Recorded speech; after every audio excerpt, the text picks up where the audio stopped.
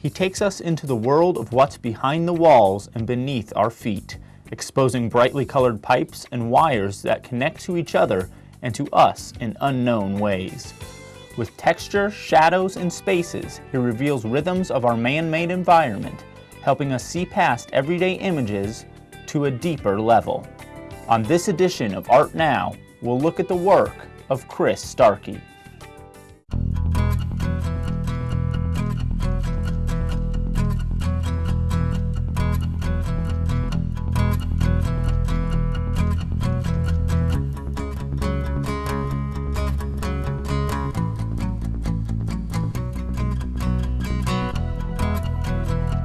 Hi, welcome to Art Now, a program where we talk to artists whose work is part of our community. I'm Pat Sammann and I'll be your host. Our guest today is Chris Starkey. Chris has a Bachelor of Fine Arts in Drawing and Ceramics from Millikan University, Master of Fine Arts in Painting from Illinois State University. He's also a visiting artist for the Champaign County Unit 4 schools. And he is an art instructor for adults and children at Parkland and for children at the Champaign Park District. Thanks for coming, Chris. Thank you very much. I appreciate it very much. We're talking today from the Springer Cultural Arts Center, which has graciously allowed us to do the interview here. And in a few minutes, we're going to go out and look at some of Chris's latest art, which is out here in the hallway at Springer. Chris, I want to start with the first question. What drew you to art? What made you want to be an artist? That's a great question, and a lot of people ask that a lot. And Sure. it was my father. Okay. Father completely drew me to it. He was a draftsman, and he could draw lines so precise that I never could match that. Mm-hmm. And so I tried some drafting for a while in high school and so on. Yeah.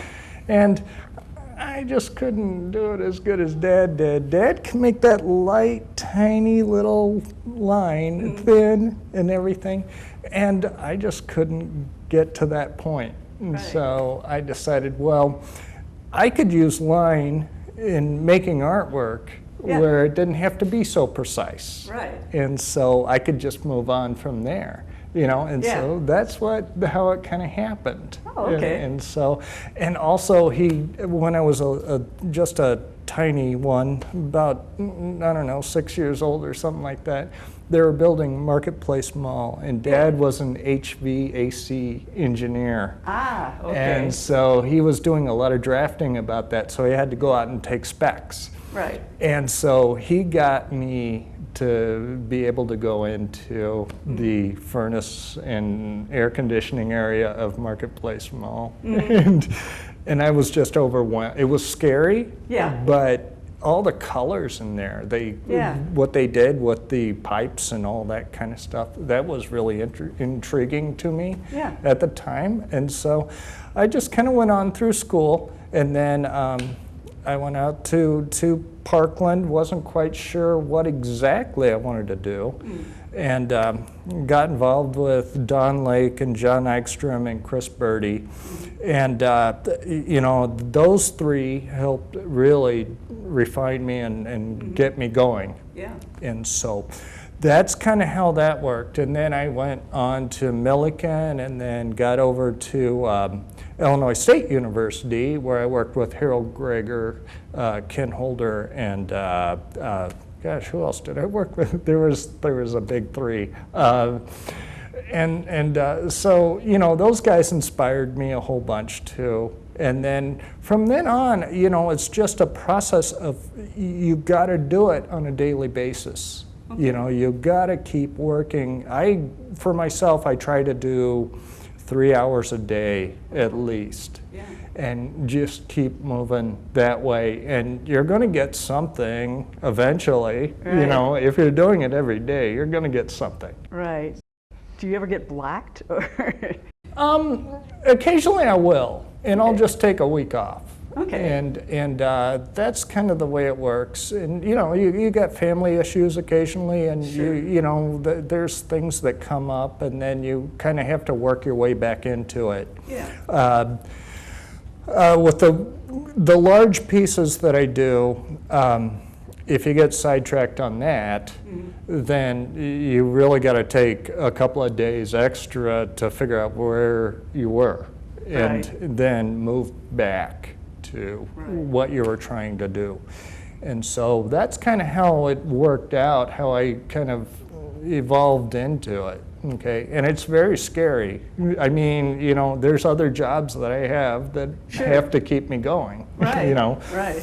And so it's kind of a scary situation. If you're wanting to do it, you got to go all the way forward. You're really dedicated. Yes, Yeah. And you have to try that 3 hours every day to get it done. And That's great. Okay, thanks. I know your MFA was in painting, but I know you've also done a lot of work in pencil rather than oils. What do you like about working in each of those mediums? Well, basically, most of my painting is in acrylic. And when you paint with acrylic, first of all, it's very expensive. And then second of all, you have a drying time that you have to wait for that paint to dry. And basically, painting and drawing to me are the same thing. Oh, okay. But with drawing, I can get an immediate result, and I can work a lot faster, and I can do large-scale things as long as I break it down into a grid, which you'll see later on. Right. And as long as I can do that quickly, it's, for right now, just a little bit more easier to work with the pencils, especially if your studio is in a house. Right. Makes sense. Yeah, the ceilings aren't as high as you want them to be, and so on and so forth. But you know, it's a lot simpler for me sometimes to just draw. And I teach a lot of classes to kids, and drawing is kind of your foundation. Once you start with drawing, you can move on to lots of different things. And a lot of people even use the computer now, which that's okay for them, but not for me. Right. But a lot of people do that, but you still need to know your basics on form and shape and tone and texture and color and how to manipulate your hand. Right. And that's very important to me. And so that's what I work with the kids a lot, is feeling with your hand what's going on there. And, you know, well, let's put a lot of color here, but let's go lighter down here. Right. So you get a better feel for it. Exactly. By doing the drawing. It's hand-on. It's tactical. It's a very tactile, is what I should say. Right. Well, I'd like to show our viewers a few of your pieces in case they haven't seen your work before. So why don't we take a look at a few of these? These are going to be smaller pieces. You're going to see the larger pieces later on. There's quite a few pieces that I have at Cinema Art Gallery that are based on science fiction type stuff. Things that you would see, things that you would see in a comic book or something like that. You know, and they're fun to make. They were just a lot of fun to make when I was really kind of stressed about, you know, trying to come up with some new ideas. I thought this would be a good way to, you know, just kind of make fun of this, because I'm a very sarcastic kind of person. And a lot of these things come from TV shows. Like, this is Mr. McBeevy. Okay. I don't know if you're familiar with Andy Griffith or not. Okay. Mr. McBeevy lived in a tree, and he had a whole tool belt of tools that he clanged and did all kinds of stuff. But that was one of the funnest pieces. It was during a bad time in my life, and I saw that episode. It's one of my favorite Andy Griffith episodes, and it was Mr. McBeevy. And Andy had to figure out, you know, the boy, is he lying or is he not lying? And so it was about trust between your father and your son. And I really enjoyed that episode, and I had to do something, you know, make some kind of artwork about it. And so, and then this one here is, I never could play an instrument. I can't read music. I don't have ears for music. Yeah. But I was doing a whole series of drawings about this planet this was right after 9/11. And I thought, well, you know, hey, we're in enough trouble. We can just get some rocket ships and we'll take off and build our own planet. And this was kind of like your welcoming committee. It was all these electrical kind of horns and stuff and so on. And it was just something, again, that I was having fun with. I wasn't trying to be too artsy with it. It was more based on just being funny. And then this one here on the planet, of course, when you arrive, there needs to be mass transit. Right. And of course, in Champaign-Urbana, we have all these issues with mass transit. But you know, of course, they have their mass transit system that's kind of like a rocket system that kind of takes them around, but they still have to fill up with gas. And so there's got to be a low gas station. And I tried to make that retro. That was another thing. I'm going to run back here a little bit. This is very retro stuff to post or World War II and kind of Germany and that kind of stuff with the balloons. Right. And I just found that kind of interesting that and I'm not saying that the planet's going to be invaded or anything, right. But you know, if we had to do that, we would need these balloons to kind of battle these flying saucers and, you know, take care of business, I guess you could say. But, you know, it was kind of, I draw back from history books quite a bit. My dad was a huge history buff. Yeah. And so I had these great old books that I could look at and you know, I could get these images. And it was, you know, it was kind of fun to do because when Dad was alive, he thought I was weird. So, but yeah, that's fun stuff. Yeah, it's all meant in fun.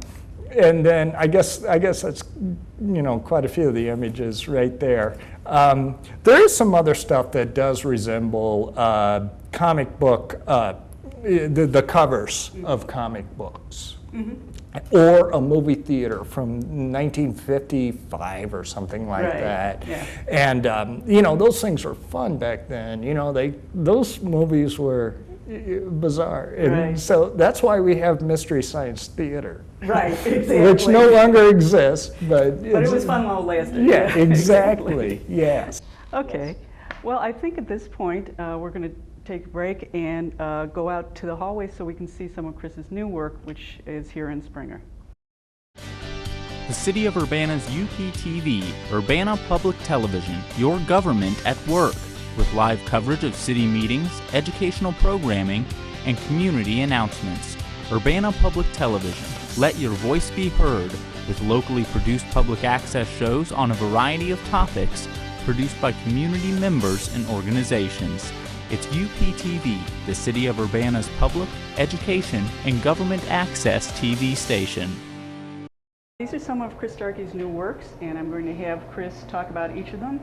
Chris, why don't you go ahead and tell us the name of this piece and just a little bit about it. Okay, this is called The Neighborhoods, and it's a little bit about my life, actually. Okay. I started out, I grew up here in this house.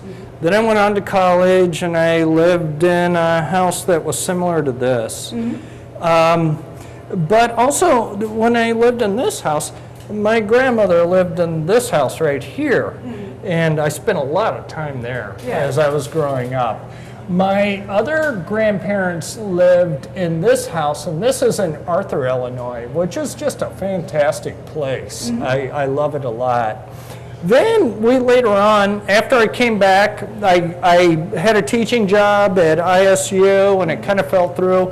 And then I came back home and we eventually bought this house right here, which is where I currently live. And then these are some of my neighbors' houses that are around. This would be my next door neighbor. This is the other next door neighbor. This is one that is across the street, or down the street. This is one that's across the street. And it's interesting with this one, this is one where I use some of Dr. Harold Greger's techniques on drawing plant life. And it's a lot of textural kind of line work. And also in the background, you'll see this kind of blue color. That goes back to my dad's blueprints. Oh, okay. Okay? So yeah, that's the idea. And then a lot of urban planning issues and things about how wires work and how the sewage is going to work and all that kind of stuff. Yeah. And so, you know, and how it runs house to house. But I wanted to get the facade of the house as accurate as possible. And then, you know, then the rest of it, it just could, you know, kind of hang out and be like it is. Right. But, you know, that's a pretty good, that's, you know, that looks the way it actually looks. Now, I know you've got this actually all of these are broken up into grids. I think that's somewhat new for you. What was the purpose in doing that? The purpose in doing the grids, okay, you can break things down a whole bunch. I mean, this is a lot of information. So if you break that information down a little bit and just primarily start with one piece and then generate out from that one piece and take each one patiently by itself, and then, you know, as you're working, line it up, you know, just kind of line it up all together, and then you just build off of it, and then you start to move in different directions. So it's actually kind of a way of working. Yeah. Okay, you start with one and then you kind of see where it Yeah, goes from there. you just build off of it, just build out. That's, and I never know how big they're going to get. Yeah. I mean, it's, you know, once I get up here, maybe I want some more going on. But with this one, I thought, you know, let's keep the attention down towards the houses. Okay, great.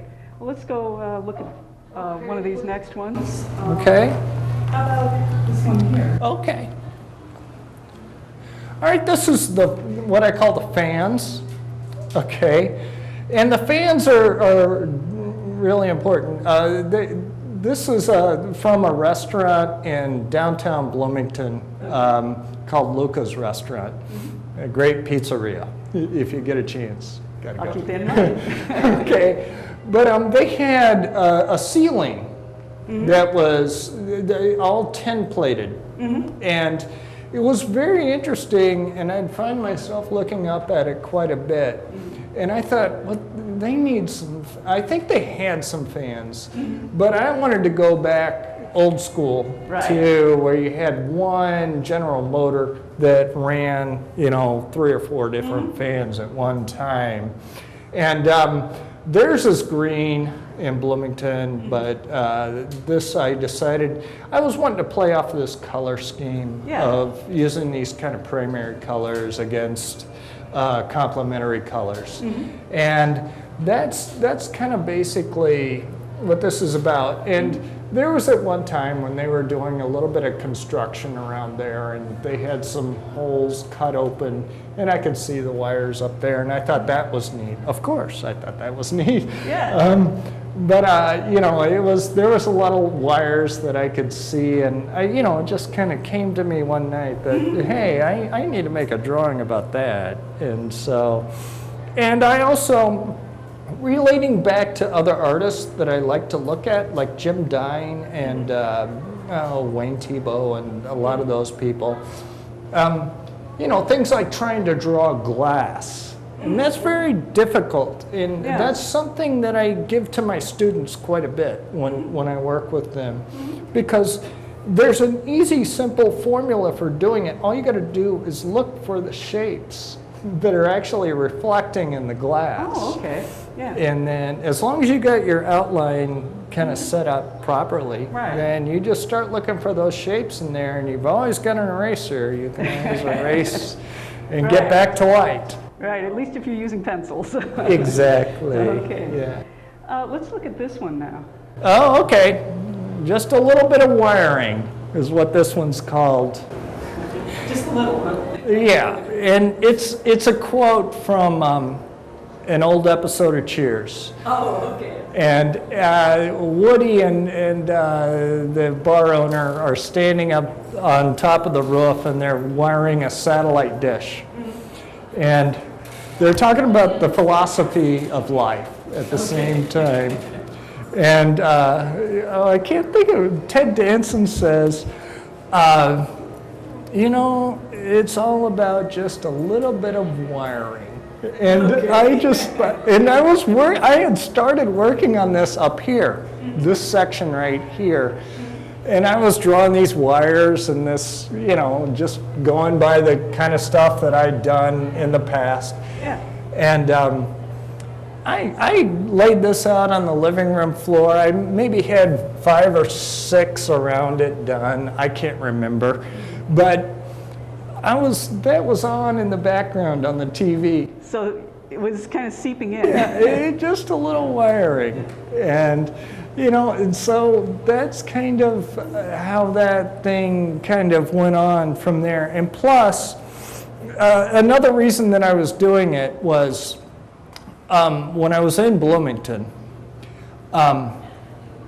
I did some renovation work, or helped with some renovation work on the Normal Theater. And they let me have access to go up and look along the top of the, where the theater was. And there was all kinds of wires and stuff up there. Right. But I kind of got out there, and I have vertigo really, really bad. And so I could kind of see down, and I got a little scared. I can understand that. Yeah. So, you know, and then that will lead us into the next piece too. Okay, let's take a look at that. Okay, this is called Vertigo, a bird's eye view.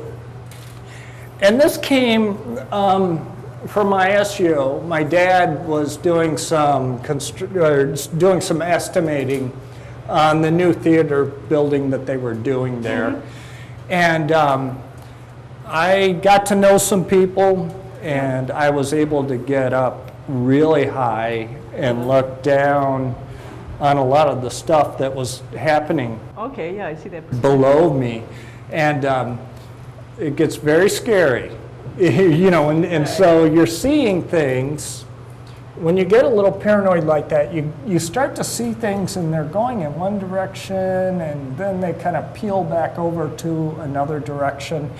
And then it also kind of relates a little bit back to Picasso in a way, where, you know, with Cubism, he was talking about, you know, the space over time and how things kind of juxtapose if you're moving very fast across something or if you're moving very slow. And David Hockney, one of my favorite artists, he did a lot of this grid. He's a big influence on the grid also. But he kind of was working with the same idea, but he did it with photographs.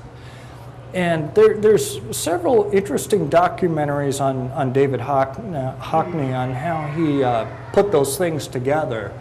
But they're very big. They're as big as this. Right. And so there's thousands of, you know, just regular photographs just all over the place. And every time you walk through it, you're getting a different vantage point. So, and it's kind of like with this. I mean, these things appear to be running like that, and then you come over here, and then they're really zooming that way. Right. But these don't necessarily seem to do that very much, and so. Right, so it's a little disjointed. Yes. Yeah. Exactly. Okay. This is very new, and the reason I put this one up in here is because I want my students downstairs to see how the process of me making a drawing is going. So like you'll see over here, there's empty spaces that I haven't even worked on yet. And then what I'm trying to do is pull my favorite artists, all of my favorite artists, into one where I use their general ideas. Okay, like Andy Warhol. Oh, yeah. Yeah. I mean, you know, he's kind of a favorite artist. The pencils, Wayne Thiebaud. Okay. This corkscrew up here, Jim Dine, right there.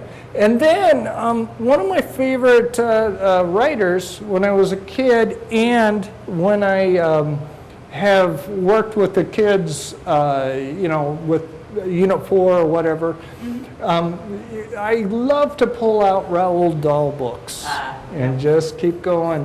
And Roald Dahl had some interesting books. This one's on dyslexia. Okay. Okay. It was about a story about him going through the whole idea of dyslexia. And I just thought that because I suffer from dyslexia a little bit, and well, not a little bit, I suffer from it. Okay. But I thought it would be neat if kids knew that there's other people that have that problem, and there's ways that you can get around it. You know, you can teach yourself ways of fixing it. But again, it's, you know, this kind of large space, and you know, you kind of, I want the viewer to feel like, you know, they're kind of might have the ability to walk into these spaces. Yeah, kind of close to them. Yeah. Or fall, you know, and so, yeah, you know. Could be that too. And then it's, you know, the stuff like this I really enjoy. This is just fun. I mean, it's, you know, I love James and the Giant Peach. I read it before the movie was even made. And, you know, and I always thought, well, that's an interesting concept of living in a peach, you know. And so, you know, I thought, and then I saw the movie and I saw the things where he's kind of floating around on a balloon, in a balloon, and all kinds of stuff like that. And I thought he needed a rocket. And so I sat down one night and made a rocket. And you know, it's, see, when I get worried about an idea, if I don't have any ideas, I'll just go back to the children's books. And Yeah. I think there's a lot I could do with Charlotte's Web. I just haven't messed with it yet. So. That's great. Okay, well, I thank you very much, Chris. I want to thank you for watching Art Now. Our guest has been Chris Starkey, and you can see his art locally at the Cinema Gallery in Urbana, Parkland College in Champaign, Heartland Community College in Normal, the Bones Student Center, and the Braden Auditorium Lobby at Illinois State University in Normal. The pieces you saw today will be on display at the Springer Cultural Arts Center.